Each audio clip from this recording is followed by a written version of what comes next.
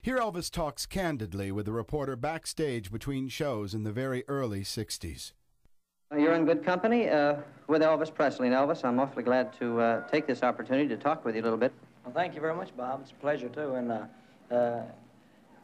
is that your wife over in the corner? That is my wife, Joanne, yes. Woo! Now, Joanne will be the envy of everybody at the platter party tonight. She has been wooed at by Elvis Presley, and I thank you, Elvis. I agree with you, incidentally. Sure do. You know what I was impressed, first of all, when I saw you? You're a taller boy than I had figured. How tall are you, incidentally? Even 6 foot. Are you? I had not pictured you as quite so tall. You, what sports have you indulged in, any, when you were in school? Well, I tried to play football, and I never could make it, and I was very good at it. So I...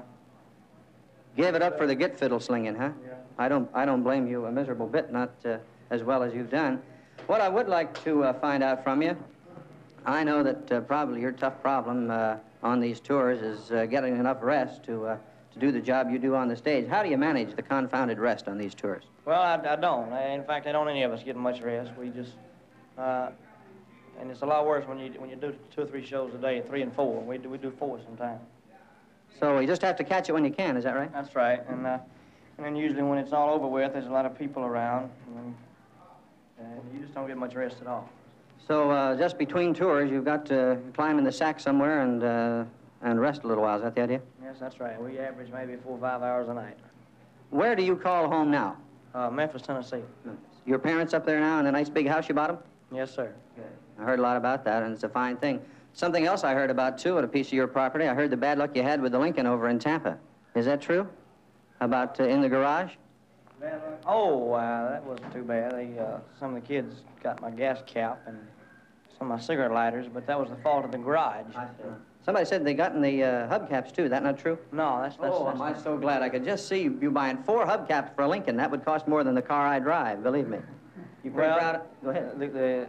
I think the Continental hubcaps are $50 each.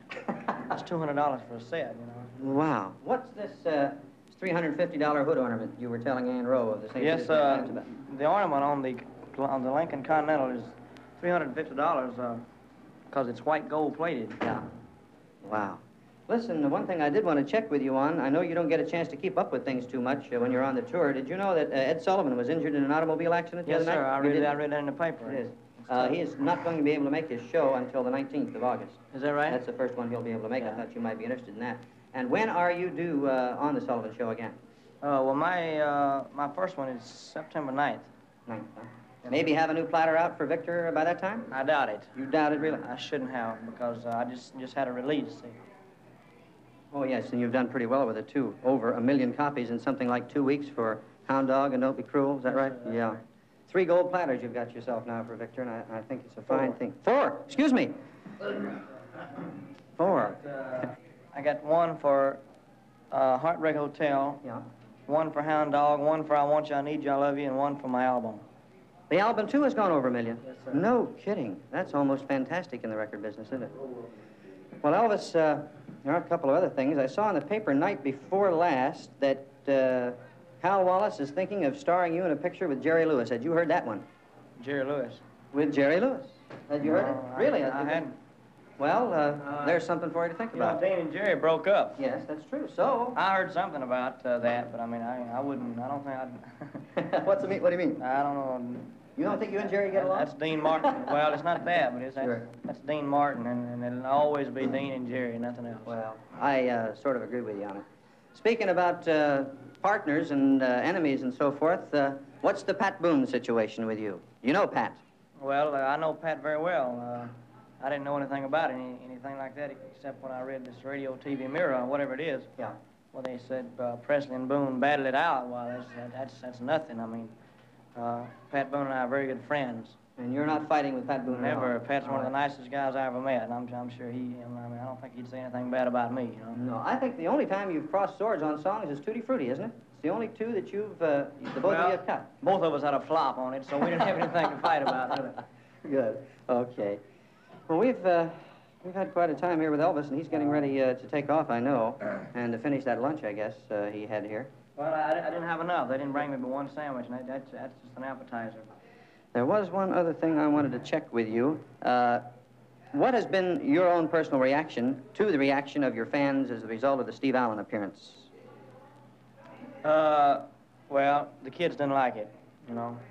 In other words, they were writing letters in and telling them to leave me alone, leave me the way I was and all that. But I believe that I won a lot of new friends, you know, by doing that, by showing them that I could act like a gentleman if I wanted to. Well, he doesn't mean it.